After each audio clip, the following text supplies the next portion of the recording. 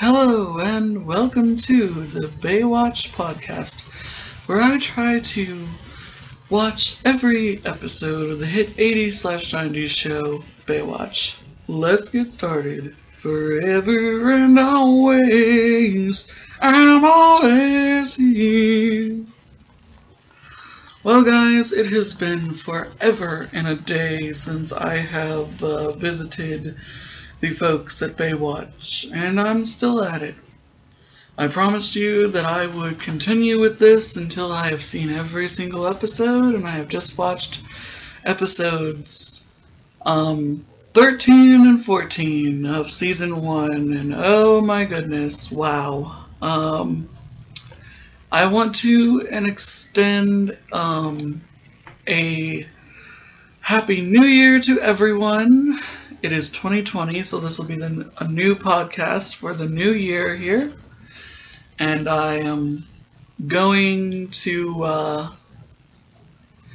be doing more Murder, She Wrote podcasts and more reviews of shows I watched and different things like that. So this is going to be fun, and I want to say also Merry Christmas, Happy Hanukkah, Happy Holidays, and all of that. And I hope everyone had a great Christmas, a great New Year, a great Hanukkah, great whatever you celebrate. So at this point in the series, according to several articles that I've read, they did not know what direction the show had to go in, because I don't know if I've ever talked about the history of the show, particularly in any of the episodes, but if I did, I'm going to sort of do it again. Baywatch was pitched as a lifeguarding series by Michael Newman, aka Newbie, who is a lifeguard in real life and saved countless lives. NBC greenlit a pilot movie, the ratings were good, so they ordered a full-fledged season. And after its first season on NBC, Baywatch was canceled and sold into syndication, which is how it became so popular, because it could air any time that there was a vacant time slot on whatever network they put it on. But at this point in the series, they didn't know if they wanted it more character-driven or more action-driven, and so, I don't know, the show has kind of lost its edge. These two episodes are a prime example of why I'm wondering this show was so popular when it got into syndication, because these two episodes basically makes you wonder, what in the world were they thinking when they made these two episodes? First off, we're going to start with Season 1, Episode 13, Home Court. Air date January 12th, 1990. So we start off this episode with, sorry, my chair makes noise. We start off this episode with some guys, with somebody in the ocean looking at a bunch of crates and sticking dynamite underneath one of them. Then we get introduced to a brand new character that's already added to the opening credits, and per this episode, Gregory Allen Williams is added to the opening credits too, and I noticed that the opening credits is so freaking long. It takes forever to get through the opening credits. I really wish Hulu had a thing where I could skip that and just start watching the episode. I mean, there's a new scene in the opening credits where Eddie, Craig, and Court are walking on the beach with their plastic life preserver things, and Court is playing with his and drops it. So, yep, that's our new lifeguard, guys. So our new character is John D. Court, played by John Allen Nelson. He is still acting to this very day, and he was on Baywatch from 1990 to 1995, and also made an appearance in the TV movie Baywatch: The Hawaiian Wedding.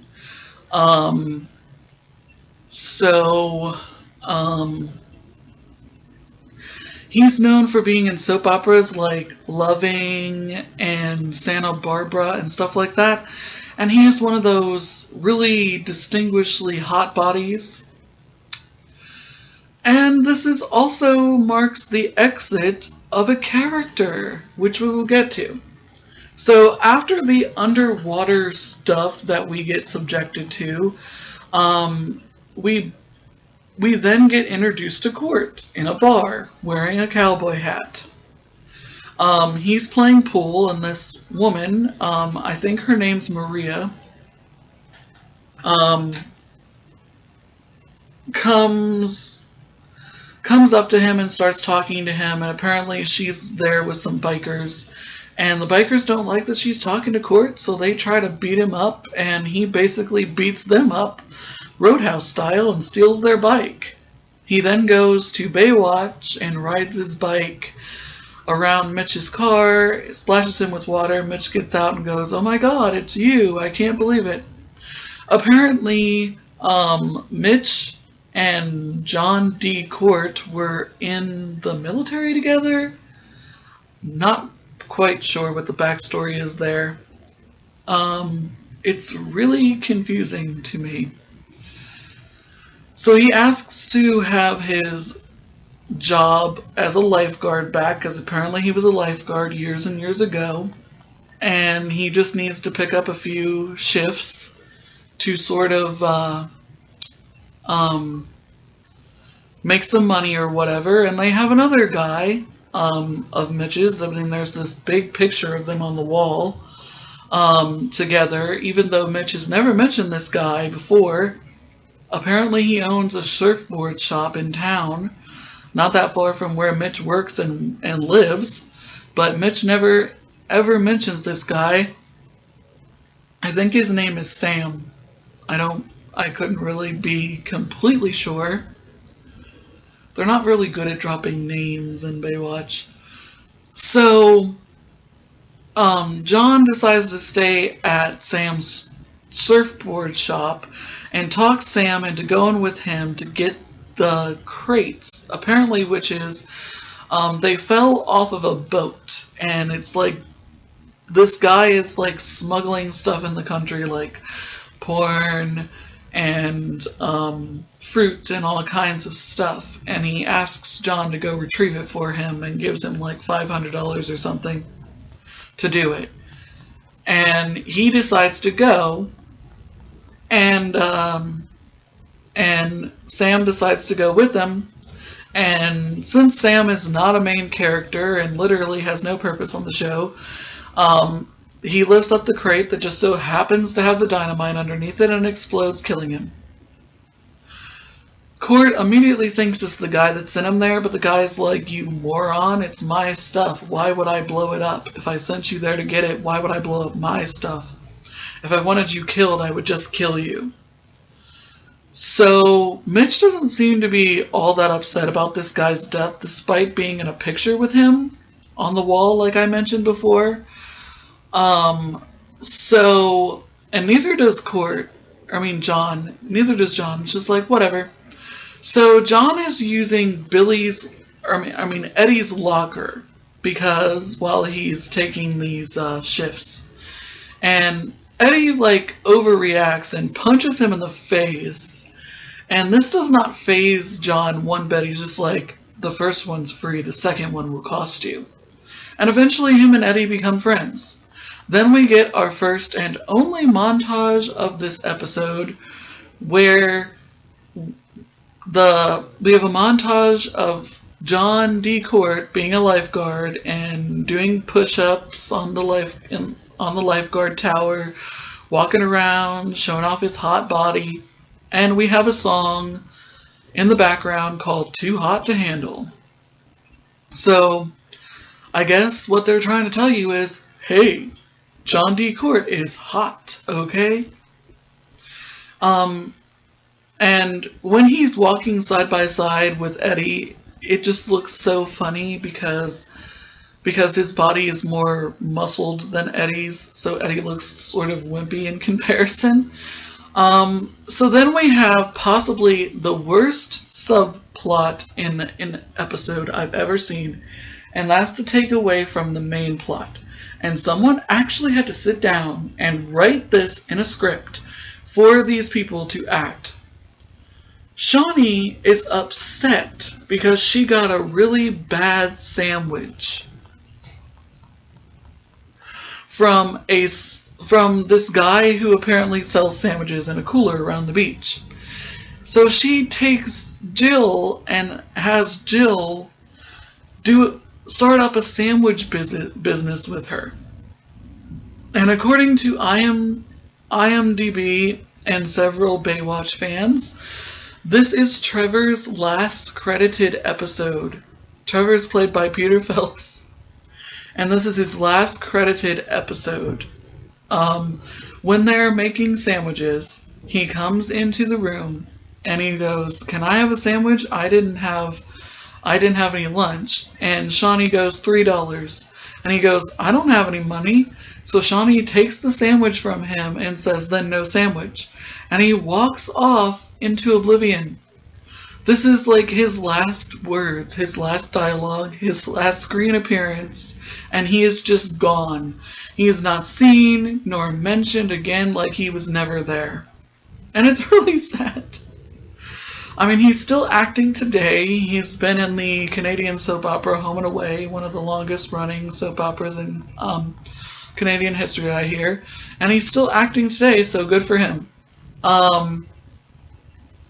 But this is his last episode, and I'll talk about at the end of the episode how I felt about his character as a whole. So yeah, that's it. That Trevor just walks off, and that's it. Meanwhile,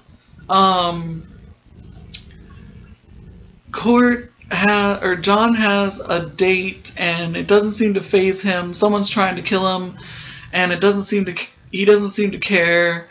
And then there's a bomb in the surf shop that only manages to blow up like a shelf down. It doesn't even blow up the surf shop, and this doesn't seem to faze John at all either.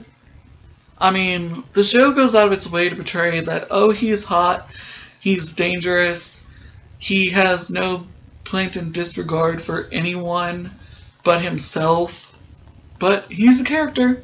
Okay. So, and once again, there is no lifeguarding in this episode. None whatsoever, okay? We have a bar fight at the start of this episode, and then we have a smuggling plot, and a bomb plot, and then sandwich plot.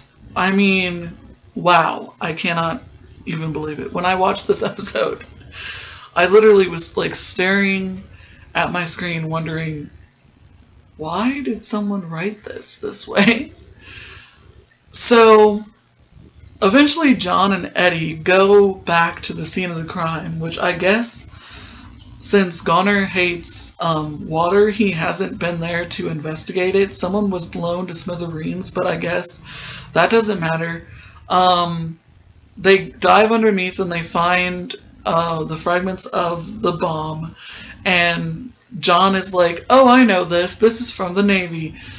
We use this kind of stuff in the Navy, so it must be someone in the Navy that I worked with." Well, apparently, in the Navy, this guy whose name I don't know, and the show doesn't go out of its way to tell you, believe me, apparently had a failed mission and accidentally or deliberately killed 2 divers, and John was the star witness that put him away. And he was just recently left out of prison, and he's getting his revenge. He's trying to kill John. How he knew John was going to show up and actually go down there and get the crate, I don't know. That was the part that didn't make any sense to me. How he even knew John was going to be at Baywatch, I don't know. But he ends up calling, identifying himself, telling them to meet, and rigs a boat to explode. And I guess John calls Goner and Mitch and Eddie because they all show up when the two of them are fighting in scuba gear in the water. And then at the last possible second, the boat explodes because they haven't reached their quota of different things they gotta blow up in this episode.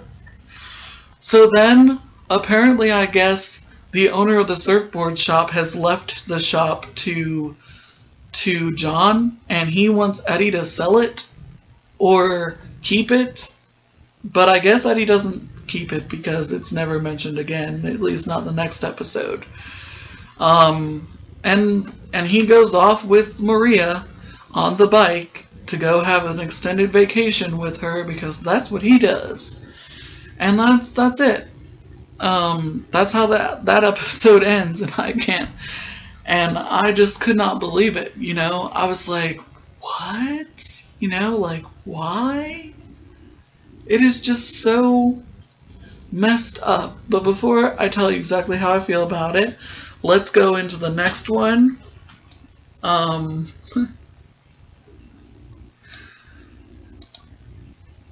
next one is called We Need a Vacation. Air date January 26, 1990. And this is probably by far even worse. We have three different... Excuse me, sorry. That's my chair. We have three different plots going on all in one episode. And Trevor is not mentioned at all. He will be credited throughout the rest of season 1, but he will not appear in any more episodes.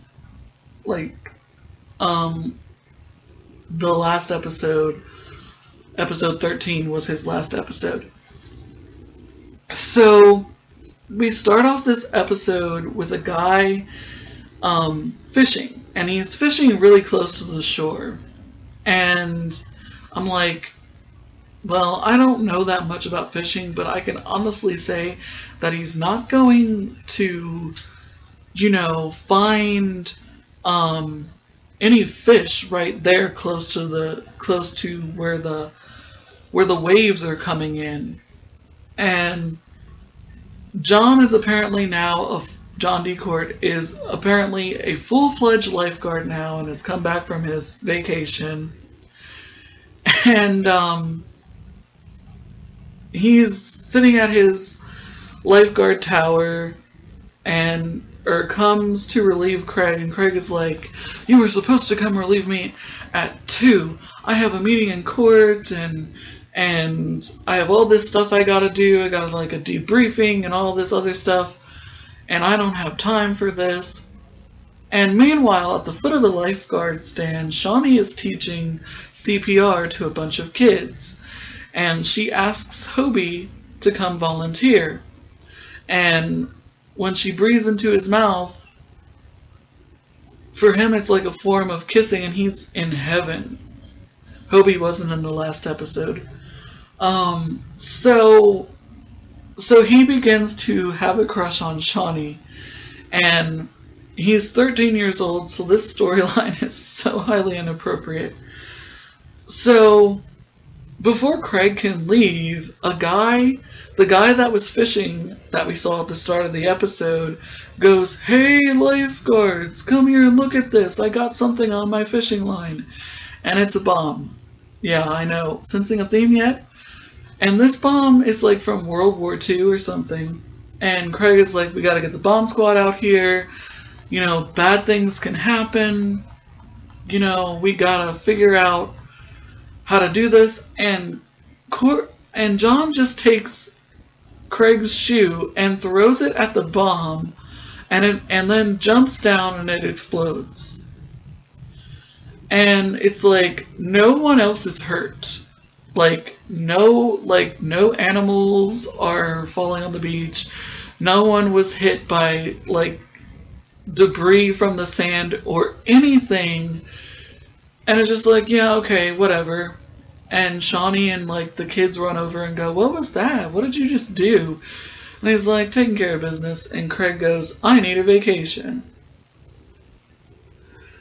So the next day he brings his Jeep, and asks John and Eddie to go on a vacation with him, and Shawnee's like, to Mexico, and Shawnee's like, get me a sombrero, and ooh, if they have turquoise earrings, could you get that too? Here's my list, try to get all this stuff. So they all go in the Jeep, and they're going to Mexico, and they get lost, and John's whole reaction to this is throwing the map on the ground and not following it. They find a perfect spot to go surfing. We have a montage of them surfing, and then they come out of the water and the Jeep has been stolen, which I don't know how that's possible if they're supposed to be in the middle of nowhere, but okay. So John says that he knows this town that he was at a long time ago, where they can stay, and that they'll welcome him with open arms, but as soon as he arrives, none of them want him there. And we have an actor from Tremors in the Mexican town that played the guy that owned the store that they were all trapped in. I don't know his name, and I can't figure out what his character's name is. There's so many different names, and I don't know which one is him. So they go in this town, and apparently American tourist has taken over the town and refuses to leave. So John, Craig, and Eddie take it upon themselves to get rid of this guy because he is the guy that stole Craig's Jeep. Craig even goes to his house. There's yet another bar fight, a big, huge, over-the-top bar fight between the guys, the American tourists, like bodyguards, I guess, and Craig, Eddie, and John fighting them. They pretty much destroy this poor woman's restaurant. But despite her saying how much she hates Craig, she has sex with him anyway. And the whole town ends up in the bedroom. Don't ask me why. Literally, the whole town comes into this woman's bedroom, and her and John are in bed together. And Craig's like, I got this. I'm going to go talk to him. So he goes, and the guy comes out and he goes, you made a mistake. You probably didn't know when you took this Jeep that it was mine. And he goes, oh yeah, that is, that does change things. And you think that everything's going to be fine, but he throws him out of the Jeep. They decide now to take matters into their own hands and provoke him. And they get everyone in the town to stand up to him, to get rid of him so they can get their town back. And how they accomplish this by blowing up random containers full of gas, and Craig ultimately accidentally blows up his own Jeep. So then they come into town with lit torches to try to light up the town, the bad guys do. And then all of them rally together and throw buckets of water at them and start beating them up. But they don't stop them before they set the woman's restaurant on fire. She slaps John across the face and tells him and Eddie and Craig to get out of the town and to send the authorities back to arrest the dude, the bad American tourist. And we don't know if they ever get home, because the episode ends with them walking, and when they're trying to walk to the town, Eddie is concerned about scorpions. So meanwhile, in our other plots, Captain Thorpe, Captain Thorpe, son apparently has gone to college, and his wife has kicked him out. So he decides to take up permanent residence at Mitch's house, and cooks food and times everything, and Hobie's like, we gotta get him out of here, Dad. He's cramping our style. And he ends up dragging Mitch to clubs, to dance, to disco, he says. I don't think disco is popular anymore around this time.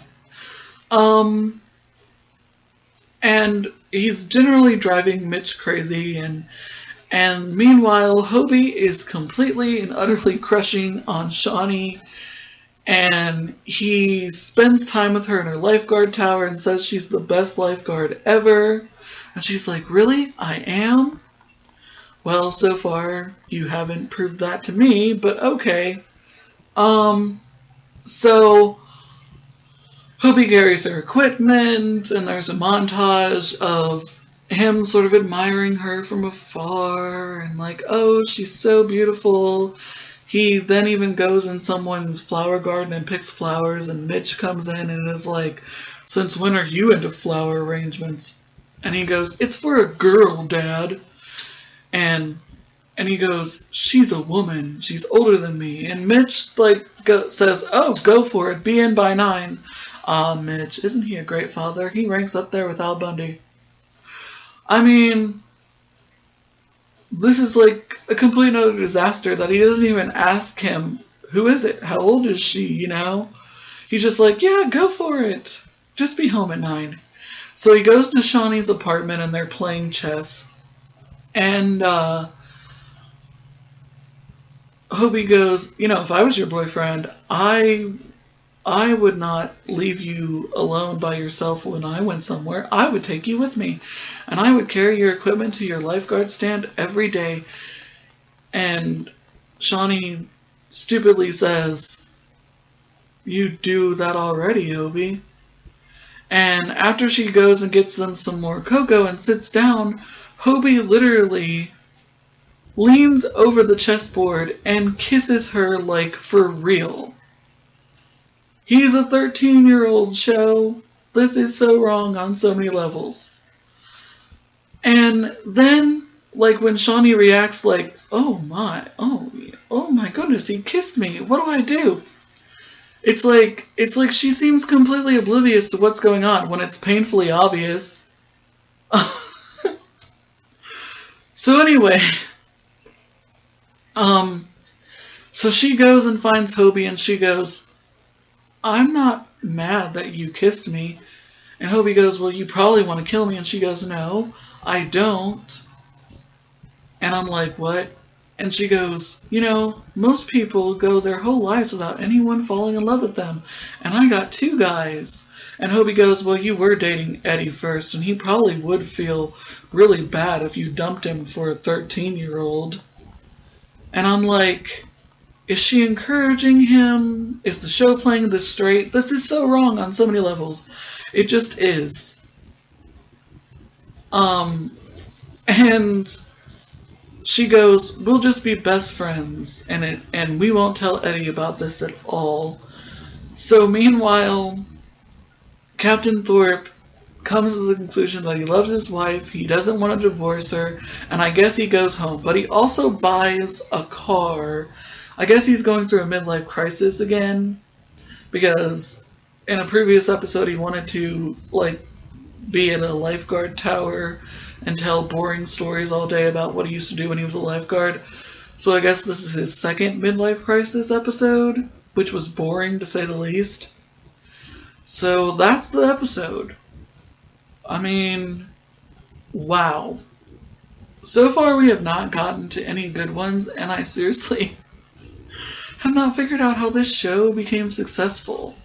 But let's talk about the character of Trevor as a whole before we end this. Trevor really was not all that interesting of a character. He was supposedly supposed to work at the country club, and he showed up randomly. I mean, the most screen time he had was in the episode The Armored Car, where he's in a tennis tournament, not a tennis tournament, a volleyball tournament with Jill, and they win the prize money at the end. That was the most screen time he ever had. And he wasn't that interesting of a character. He was supposed to sort of be... He was supposed to, like, be this arrogant guy who thought he knew everything, but that's not what it came across as to me. So, he wasn't very an interesting character, and apparently no one else thought he was interesting because he's not even mentioned in this episode. Um, but these episodes were really not all that great. I mean, sandwiches as a subplot? Really?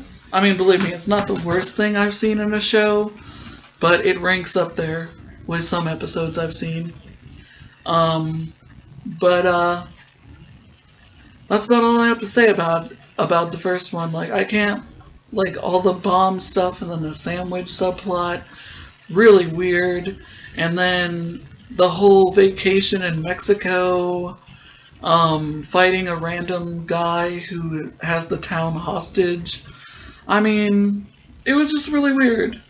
So many things going on in that one episode, and not all of them sort of going together, because sometimes in episodes, the plots, all of them sort of have a rhyme and reason to them, but, you know, they sometimes go together, but they didn't. They just didn't.